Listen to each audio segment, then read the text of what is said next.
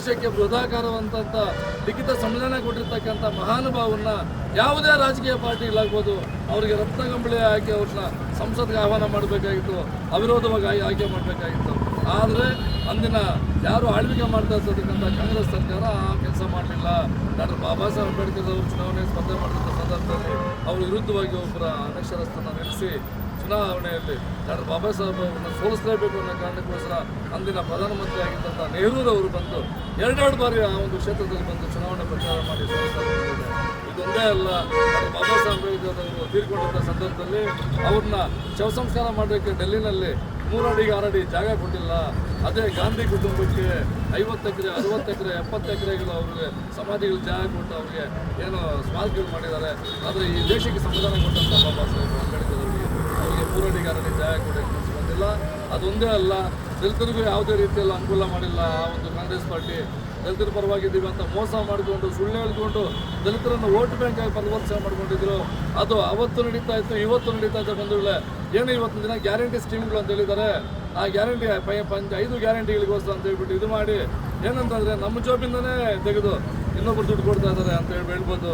ಏನು ದಲಿತ ಸಮುದಾಯಕ್ಕೋಸ್ಕರ ಪ್ರಗತಿಗೋಸ್ಕರ ಅವರ ಅಭಿವೃದ್ಧಿಗೋಸ್ಕರ ಮೀಸಲಿಟ್ಟಿದ್ದಂಥ SCP TSP ಹಣದಲ್ಲಿ ಒಂದು ಬಾರಿ ಏನು ಮಾಡ್ತಾರೆ, ಕಳೆದ ವರ್ಷ 11,000 ಕೋಟಿನ ಅದರಲ್ಲಿ ಅಕ್ರಮವಾಗಿ ಆ್ಯಕ್ಚುಲಿ ಅದನ್ನು ಸಂವಿಧಾನಬದ್ಧವಾಗಿ ಅದನ್ನು ಬಳಕೆ ಮಾಡೋಕ್ಕೆ ಬರಲ್ಲ ಬೇರೆದಕ್ಕೆ. SCP TSP ಮೀಸಲಿಟ್ಟಿರ್ತಕ್ಕಂಥ ಹಣನ ಅದಕ್ಕೆ ಖರ್ಚು ಮಾಡಬೇಕಂತಿದೆ. ಆದರೆ ನಮ್ಮ ರಾಜ್ಯದ ಮುಖ್ಯಮಂತ್ರಿಗಳಾಗಿರ್ತಕ್ಕಂಥ ಸಿದ್ದರಾಮಯ್ಯನವರು ಅದೇನೋ ಹೇಳ್ತಾರಲ್ಲ, ಮೇಲೆ ಬಸಪ್ಪ ಒಳಗಡೆ ವಿಷಪ್ಪ ಅಂತ, ಆ ರೀತಿ ವರ್ತನೆ ಮಾಡ್ತಾ ಇದ್ದಾರೆ. ಏನು ಗ್ಯಾರಂಟಿ ಇದನ್ನ ಅವರು ಒಂದು ಗ್ಯಾರಂಟಿಗಳನ್ನ ಜಾರಿಗೆ ಮಾಡಬೇಕು, ಅದು ಫುಲ್ಫಿಲ್ ಮಾಡಬೇಕು ಅನ್ನೋ ಕಾರಣಕ್ಕೋಸ್ಕರ SCP TSP ಅಮೌಂಟಲ್ಲಿ ಲಾಸ್ಟ್ ಇಯರ್ ಏನು ಮಾಡಿದ್ರು 11,000 ಕೋಟಿ ಅದನ್ನು ದುರ್ಬಳಕೆ ಮಾಡ್ಕೊಂಡಿದ್ರು ಗ್ಯಾರಂಟಿಗಳಿಗೋಸ್ಕರ. ಮತ್ತು ಈ ವರ್ಷ 14 ಕೋಟಿ, ಟೋಟಲ್ 25,000 ಕೋಟಿನ ಬಳಕೆ ಮಾಡಿಕೊಂಡಿರ್ತಕ್ಕಂಥದ್ದು ಅವ್ರ ಇಡೀ ಜಾಯಮಾನ ಕಾಂಗ್ರೆಸ್ ಪಕ್ಷದ್ದು ಅದು ಮಾಮೂಲಿ ಆಗ್ಬಿಟ್ಟಿದೆ. ಅವತ್ತು ಅಂಬೇಡ್ಕರ್ಗೆ ಅನ್ಯಾಯ ಮಾಡಿದ್ರು, ದಲಿತ ಸಮುದಾಯಕ್ಕೆ ಅನ್ಯಾಯ ಮಾಡಿದ್ರು. ಇವತ್ತು ಸಹಿತ ನಮಗೆ ಸಮುದಾಯಕ್ಕೆ ಇರ್ತಕ್ಕಂಥ ಹಣನ ಎತ್ಕೊಂಡೋಗಿ ಗ್ಯಾರಂಟಿಗಳಿಗೆ ಅವರು ಶೋಕಿಗೋಸ್ಕರ ಅವರು ಸ್ವಾರ್ಥಕ್ಕೋಸ್ಕರ ಬಳಸ್ಕೊಳ್ತಾ ಇರ್ತಕ್ಕಂಥದ್ದು ಇಡೀ ದಲಿತ ಸಮುದಾಯ ಅದನ್ನು ಸಹಿಸಬಾರ್ದು. ಈಗಾಗಲೇ ದಲಿತ ಸಮುದಾಯ ಏನು ಹಿಂದೆ ಇತ್ತು, ದಲಿತರು ಅಂದ ತಕ್ಷಣ ಕಾಂಗ್ರೆಸ್ ಬೆಂಬಲಿತರು ಅಂತ ಹೇಳ್ಬಿಟ್ಟಿತ್ತು.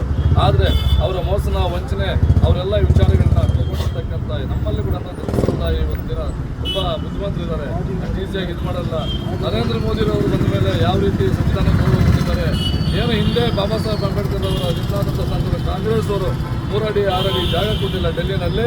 ಅದೇ ಡೆಲ್ಲಿ ಕೇಂದ್ರ ಸ್ಥಾನದಲ್ಲಿ ನಮ್ಮ ನರೇಂದ್ರ ಮೋದಿ ಅವರು ಪ್ರಧಾನಮಂತ್ರಿ ಆದ್ಮೇಲೆ ಅವರ ಒಂದು ಡಾಕ್ಟರ್ ಬಾಬಾ ಸಾಹೇಬ್ ಹೆಸರಿನಲ್ಲಿ ಸ್ಮಾರಕ ಮಾಡಿ ಮಾಡಿರ್ತಕ್ಕಂಥ ನಾವೆಲ್ಲ ನೋಡ್ಬೋದು.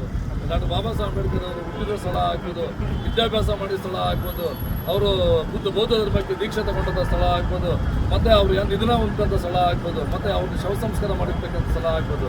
ಈ 5 ಸ್ಥಳಗಳನ್ನ ಗುರುತಿಸಿ ಪಂಚತೀರ್ಥ ಕ್ಷೇತ್ರಗಳನ್ನಾಗಿ ಮಾರ್ಪಟ್ಟು ಸಂವಿಧಾನಕ್ಕೆ ಮತ್ತು ಡಾಕ್ಟರ್ ಬಾಬಾ ಸಾಹೇಬ್ ಅಂಬೇಡ್ಕರ್ ಅವರಿಗೆ ಅವರು ಸ್ಥಾನಮಾನ ಕೊಟ್ಟಿದ್ದಾರೆ.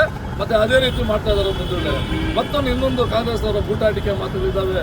ನಮ್ಮಲ್ಲಿ ಭಾರತೀಯ ಜನತಾ ಪಾರ್ಟಿಯಲ್ಲಿ ಯಾವುದೇ ಕಾರಣಕ್ಕೂ ಮೀಸಲಾತಿ ವಿರೋಧಿಗಳಲ್ಲ, ಸಂವಿಧಾನ ವಿರೋಧಿಗಳಲ್ಲ. ಆಗ ಅವ್ರು ಹೇಳ್ತಕ್ಕಂಥದ್ದು ಭಾರತೀಯ ಜನತಾ ಪಾರ್ಟಿ ಅಧಿಕಾರಕ್ಕೆ ಬಂದರೆ ಮೀಸಲಾತಿ ಕಿತ್ತಾಕ್ಬಿಡ್ತಾರೆ ಅಂತ ಹೇಳ್ಬಿಟ್ಟು ಸುಳ್ಳು ಹೇಳ್ತಾ ಇದ್ದಾರೆ ಅವರು. ಆದರೆ ನಮ್ಮ ಭಾರತೀಯ ಜನತಾ ಪಾರ್ಟಿಯವರು ಮೀಸಲಾತಿನ ಏನು 18% ಇತ್ತು, SCಗೆ 15%, STಗೆ 3% ಏನಿತ್ತು, ಈ ಒಂದು ಇದರಲ್ಲಿ ಟೋಟಲ್ ಆಗಿ SC ST ಸರಿ 7% ಮೀಸಲಾತಿನ ಹೆಚ್ಚಿಗೆ ಮಾಡಿ ನಾವು ದಲಿತರ ಪರವಾಗಿದ್ದೀವಿ ಅಂತ ಹೇಳ್ಬಿಟ್ಟು ಈಗಾಗಲೇ ಸಾಬೀತು ಮಾಡಿರ್ತಕ್ಕಂಥ ನಾವೆಲ್ಲ ಕೆಲಸಬಂದಿದೆ.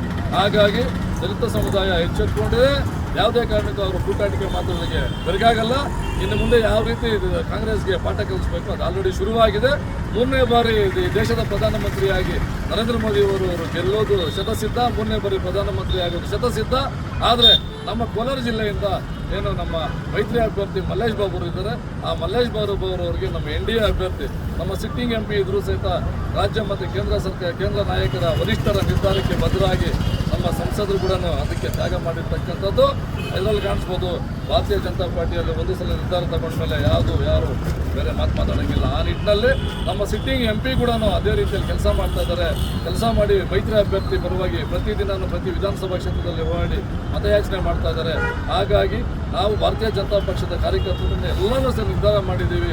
ನಮ್ಮ ಮೈತ್ರಿ ಅಭ್ಯರ್ಥಿ ಪರವಾಗಿ ಪ್ರತಿ ಹಳ್ಳಿಗೂ ಹೋಗಿ ತಾಲೂಕು ಹೋಗಿ ಮತಯಾಚನೆ ಮಾಡಿ ಅವ್ರನ್ನ ಅತ್ಯಧಿಕ ಮತಗಳ ಅಂತರದಿಂದ ಮಲ್ಲೇಶ್ ಬಾಬು ಅವರನ್ನ ಗೆಲ್ಲಿಸಿ ಅವ್ರನ್ನ ಮತ್ತೆ ಮೋದಿ ಅವರು ಮುಂದಿನ ಬಾರಿ ಪ್ರಧಾನಮಂತ್ರಿ ಆಗೋದಕ್ಕೆ ನಮ್ಮ ಜಿಲ್ಲೆಯಿಂದ ಕೂಡ ಒಬ್ಬ ವ್ಯಕ್ತಿ ಕೈಯೆತ್ತೋರಿಕೆ ಮಾಡಬೇಕಂತ ಕೆಲಸ ಮಾಡ್ತಾ ಇದ್ದೀವಿ. ಭಾರತ್ ಮಾತಾ ಕಿ ಬಾಬಾ ಸಾಹೇಬ್ ಅಂಬೇಡ್ಕರ್ ಅವ್ರಿಗೆ, ಬಾಬಾ ಸಾಹೇಬ್ ಅಂಬೇಡ್ಕರ್ ಅವ್ರಿಗೆ ಜೈ ಭೀಮ್, ಜೈ ಭೀಮ್, ಜೈ ಭೀಮ್, ಜೈ ಭೀಮ್, ಜೈ ಭೀಮ್, ಜೈ ಭೀಮ್, ಜೈ ಭೀಮ್, ಭಾರತ್ ಮಾತಾ ಕಿ